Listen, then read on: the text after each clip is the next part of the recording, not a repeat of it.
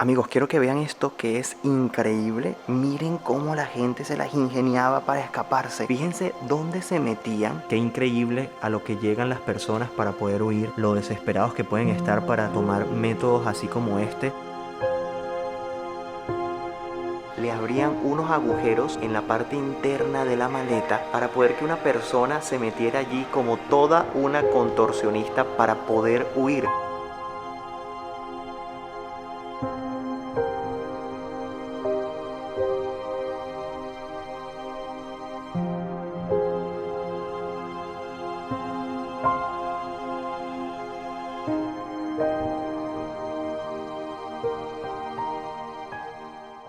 Hola, ¿qué tal amigos? Sean bienvenidos a un nuevo video. Para los que no me conocen, mi nombre es Gabriel Herrera.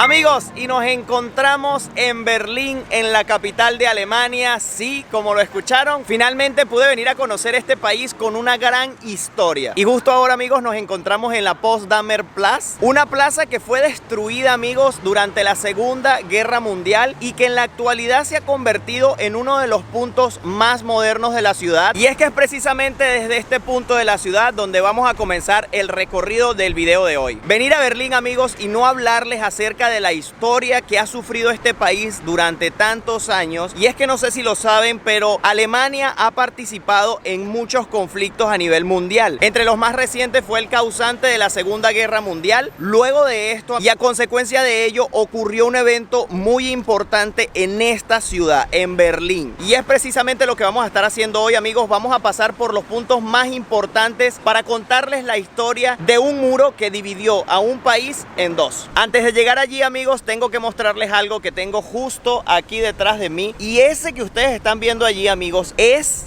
o fue el primer semáforo de toda Europa, amigos. Ese es el primer semáforo que se instaló, que estuvo funcionando, y adivinen qué, funcionaba manualmente. Y me pareció muy interesante hablarles de este tema porque justamente venimos llegando de Francia, y en Francia, amigos, se inventó la primera matrícula, y conocer que en Alemania se inventó el primer semáforo, pues es súper interesante. Obviamente, amigos, esto que están viendo es una reconstrucción del semáforo original, y les menciono que es una reconstrucción porque toda esta plaza, todo este lugar donde estamos actualmente fue destruido totalmente durante la Segunda Guerra Mundial. Aquí no quedó ni un solo edificio. Bueno, sí quedó uno solo, que su estructura era revolucionaria para la época por ser una estructura metálica. De resto, amigos, aquí en este lugar no quedó nada. Por eso es que ustedes están viendo muchos edificios modernos, y es una de las partes más modernas de la ciudad de Berlín. Esto por esa línea que les acabo de mostrar, que pasa por todo allí, era la división que había justo en este lugar entre el lado occidental y el lado oriental. Yo sé que muchos de ustedes se estarán preguntando, pero ¿por qué tuvieron que construir este muro en esta ciudad para dividir el país?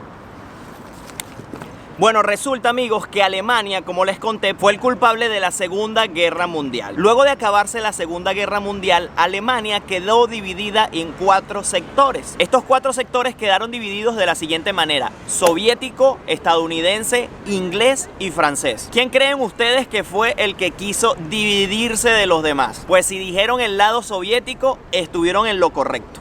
Pero de igual manera ustedes se estarán preguntando ¿por qué decidieron dividirse? ¿Cuál fue lo que les motivó a construir ese muro que ustedes están viendo allí? Bueno, lo que los motivó fue la gran diferencia que hubo entre el lado occidental y el lado oriental de Berlín. Porque creo que ya todos estamos claros de cómo funciona el comunismo. Sí quiero que tengan algo en claro, y es a qué lado pertenecía cada sector. El lado oriental pertenecía a los comunistas, a los soviéticos, este lado de aquí. Y obviamente el lado occidental pertenecía a los ingleses, los estadounidenses y los franceses, que es este otro lado de acá. Ahora, la razón por la cual los soviéticos decidieron construir este muro es súper sencilla. Debido al éxito que estaban teniendo del lado occidental en cuanto a la economía, el progreso, toda la calidad de vida que estaban teniendo los habitantes de ese lado de la ciudad, todo el mundo de la parte soviética quería irse a la parte occidental. ¿Y esto qué ocurría? Que los soviéticos no estaban quedando muy bien parados porque todo el mundo quería irse para allá, y ya iban 3 millones de personas para ese otro lado. Quería mostrarles un poco más de cerca esta parte del muro y fíjense que en la actualidad está lleno de chiclets. Está lleno de goma de mascar, como le conozcan en sus países. Todos esos punticos que ustedes ven allí es goma de mascar que me imagino pasa la gente y lo pone allí. No creo que sea muy buena idea tocar el muro, así que lo vamos a ver desde lejitos. Otra cosa interesante que mostrarles, la manía que tienen las personas de en monumentos importantes colocar candados. Aquí no es la excepción. La Plaza Potsdamer Platz era considerada como la más transitada en Europa, rodeada de hoteles, restaurantes y negocios. Sé que muchos ahora se estarán preguntando cuándo se construyó ese muro de allí y quizás pueda surgir la duda de si ya sabían las personas durante la construcción del muro que iban a dividir la ciudad, porque ya todos no se pasaron para aquí, o por lo menos todos los que querían salirse de ese otro lado soviético. Bueno, resulta que todo fue un secreto. Nunca se avisó a nadie que se iba a construir el muro, y el muro fue levantado en tan solo un día, específicamente una noche. Y es que aunque parezca imposible, de la noche del 12 de agosto de 1961 al 13 de agosto fue levantado el muro en su totalidad. Obviamente hubo partes del muro donde no pudieron construir la pared o el muro como lo vemos en la actualidad,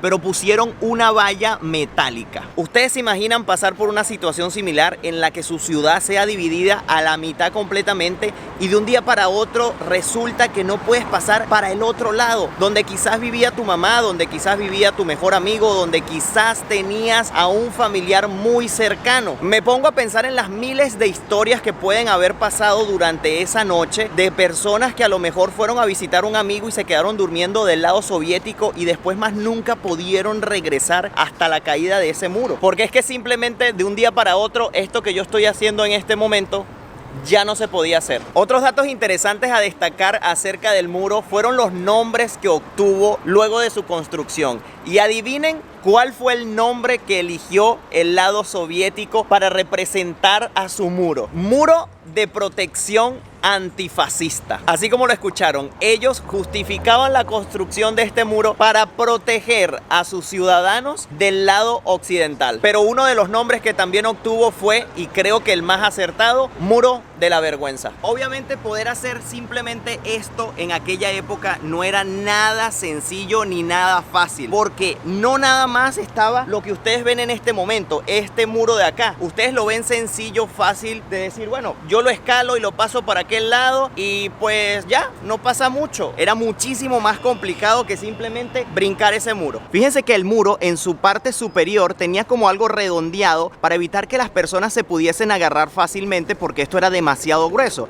Entonces no había una superficie cuadrada que facilitara poder subirse. Además, amigos, si es que lograbas llegar a esta parte, porque antes de eso tenías que pasar por minas antipersona que tenían acá, una alfombra de clavos, amigos, también había en este sector. Más atrás tenías una barrera que evitaba el paso de un vehículo, y luego al principio tenían una reja con alambre de púas conectada a una casilla que detectaba si alguien tocaba esa reja de allí. Y es que la cantidad de personas que custodiaban el muro llegó a ser de hasta 12,000 personas. También se estima que alrededor de 150 personas perdieron la vida intentando pasar de un lado a otro, simplemente por intentar mejorar su calidad de vida. La mayoría de personas que intentaban cruzar el muro fueron detenidas y se estima que la cantidad sea muy cercana a las 5,000 personas. Obviamente que estas cifras seguramente estarán alejadas un poco de la realidad, seguramente son muchísimas más, porque ustedes saben que con esos temas los soviéticos no eran muy precisos. La última de estas detenciones ocurrió el 5 de febrero del año 1989, hace exactamente 31 años. Obviamente que esta historia no termina aquí, así que continuemos con el recorrido. Una forma de saber en la actualidad de qué lado estás del muro es con los semáforos, y ahí está Appelmann, que es del lado comunista. Aquí pueden ver también en otra parte de la ciudad donde pasaba el muro. Allá hay una pieza del muro y pasaba por todo esto de acá hasta allá, y de ese otro lado también hay.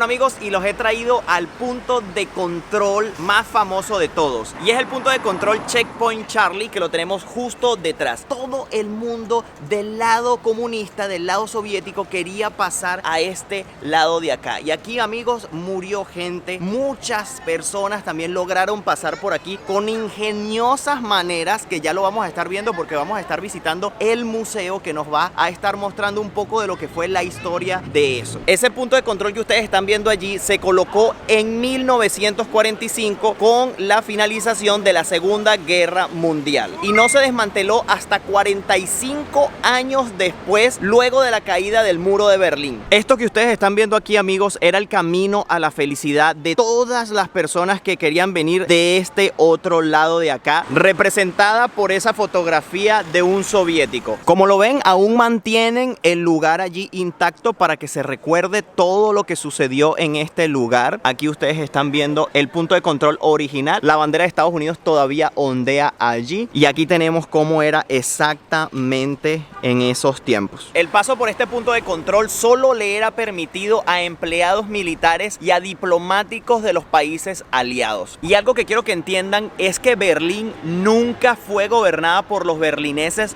durante 30 años. Si se están preguntando por qué se llama Checkpoint Charlie, Charlie viene del alfabeto fonético de la OTAN. Originalmente este punto de control sería llamado punto de control C, pero para evitar confusiones en radio, que suelen ser un poco difíciles de entender, se le denomina Charlie, y esto es para evitar posibles confusiones. Ahora los voy a llevar al museo del Checkpoint Charlie, donde hay muchas curiosidades y muestran cómo es que la gente hacía o se las ingeniaba para pasar ese punto de control, así que acompáñenme. Amigos, quiero que vean esto que es increíble. Miren cómo la gente se las ingeniaba para escaparse. Fíjense dónde se metían y con qué los tapaban, todo lo que se ingeniaban para poder que la gente huyera. Miren qué ingenioso, amigos. ¡Wow! Amigos, y este es el ejemplo de una huida exitosa. Lograron pasar hasta 55 personas con este tipo de vehículos y de esta manera. Eso sí, amigos, solo podían transportar a una persona porque obviamente tenía que ser algo muy pequeñito, ya que los soldados revisaban muy y meticulosamente el vehículo antes de pasar.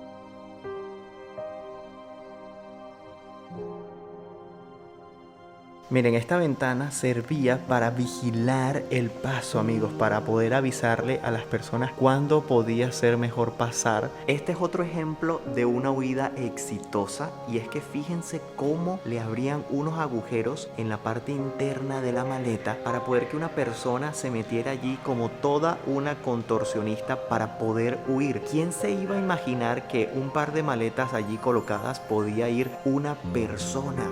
¡Wow! Y fíjense las maletas, cómo las tienen allí, amigos, para que ustedes vean qué increíble. Amigos, el muro podía pasar hasta por el medio de una casa, y fíjense justo el ejemplo aquí. El muro está pasando por una casa, luego fue demolida, pero en su momento en la construcción, un lado de la casa quedaba en la zona oriental y el otro en la zona occidental. Bueno, si les soy sincero, cuando volteé así, este maniquí me echó un susto. Y esta fue otra forma de huida, ponerse como un trapo encima para camuflajearse con los asientos del auto. La verdad es que no lo logras ver. Si no hubiese sido porque está asomado este pedacito de cabeza, no lo hubiese visto. Por eso me asustó. Qué increíble a lo que llegan las personas para poder huir, lo desesperados que pueden estar para tomar métodos así como este, y capaz si podían morir en el intento, pero era eso o estar en una situación muchísimo peor. Esto que ustedes están viendo es un ejemplo de la alfombra de púas que se utilizaba para proteger la frontera comunista, amigos. Fíjense esos clavos cómo sobresalen ahí. No me quiero imaginar lo que pasaría si una persona intentase cruzar por allí. De verdad que es terrorífico. Bueno, ustedes podrían pensar viendo así que esto es un tocadiscos común y corriente, ¿verdad? De la época. Pero si nos vamos por la parte de atrás, vean esto. Está totalmente hueco para que una persona pueda ir allí y poder escapar. Qué increíble. Bueno, me quedé frío con esta imagen. De verdad que es como una especie de maleta pequeña, y dentro podía ir un niño para poder pasarlo.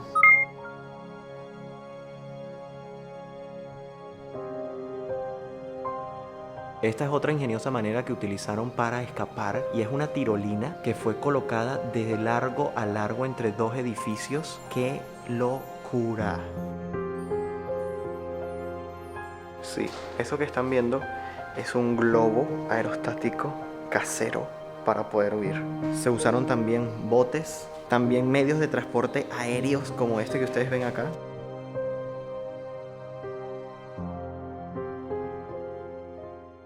Bueno, de ese museo sales con un sinsabor, te sientes un poco así como pesado al pensar en la situación que pasaron muchas personas tratando de pasar simplemente por aquí y a través del muro. La verdad es que es bastante conmovedor e imaginarse la situación de esas personas, lo que las puede llevar a arriesgarse tanto por mejorar su vida y la de los demás. Habiendo conocido un poco más de la historia de las personas que cruzaron por allí, continuemos con el recorrido.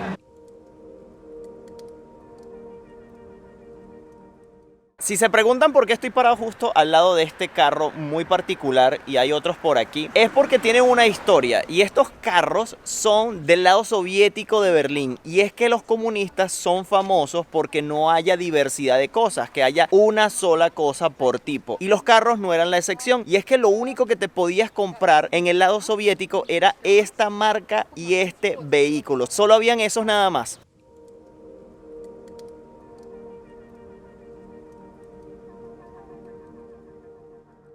No sé si ya les he comentado, pero hasta el momento todas las partes del muro que han visto han sido colocadas en el lugar, o sea, se retiraron y se colocaron en el lugar original que antes estaban, pero existe una parte del muro que permanece intacta desde el día de su construcción, y es esta que tenemos justo detrás de mí, todo esto que está acá. Esto que ustedes están viendo en este momento es el muro original. Fíjense lo que estábamos hablando más temprano, que tiene una forma redondeada de concreto allí para dificultar aún más el poder escalarlo. No me quiero imaginar la situación y cómo se debe de sentir una persona que estando de este lado tenga a un familiar allí y lo vea solo a través de una ventana. Debe ser muy, pero muy triste. Amigos, y llegué a East Side Gallery. Es el fragmento de muro más largo que hay actualmente aquí en Berlín, y una particularidad de este lugar es que muchos artistas plasmaron aquí su arte, y hay una pintura en particular que se las voy a mostrar, que es el emblema de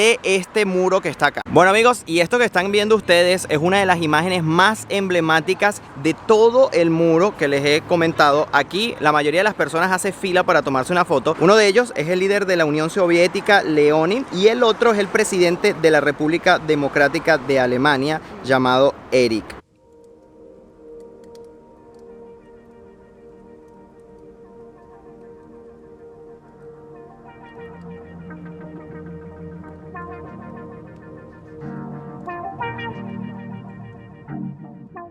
Ahora mismo los he traído a lo que puede ser el lugar más representativo de aquella Alemania soviética, y es que estamos, amigos, en la antena de televisión, y la tengo justo detrás de mí. La pueden ver allí, es bastante alta, pero muy alta. Esa torre que ustedes están viendo se construyó en 1969 y sirvió de símbolo desde entonces para la Alemania Oriental. Bueno, y hemos llegado hasta el fin de este video, de este recorrido por la ciudad de Berlín, que tiene demasiada historia y que en un video es muy difícil de contar todo su pasado, pero bueno, hicimos el mejor esfuerzo. Creo que aprendimos bastante el día de hoy, yo incluido. Aprendí muchísimas cosas que desconocía y que me sirvieron para conocer un poquito más de esta increíble ciudad. Obviamente me voy con una enseñanza bastante importante acerca de la libertad de las personas y lo que pueden llegar a hacer para volver a conseguirla y ser libres. Es increíble que a pesar de que esto se ha repetido en diferentes ocasiones y hemos visto los resultados de hacer este tipo de acciones, de dividir a las personas, de dividir a los países, ya sea por tu raza, por tu religión, por tu sexualidad, por tu partido político. Amigos, sí me gustaría saber en los comentarios qué fue lo que más te impresionó, qué fue lo que más llamó tu atención y qué lección de vida te pudo dar el video de hoy. No me voy sin antes invitarlos a suscribirse a mi canal de YouTube, activen la campanita de notificaciones para que siempre sepan cuando subo un video nuevo. También me pueden seguir por mi cuenta de Instagram, que es Gabriel Herrera _. Amigos, desde aquí, desde la ciudad de Berlín, me despido. Nos vemos en un próximo video. Bye bye, se les quiere.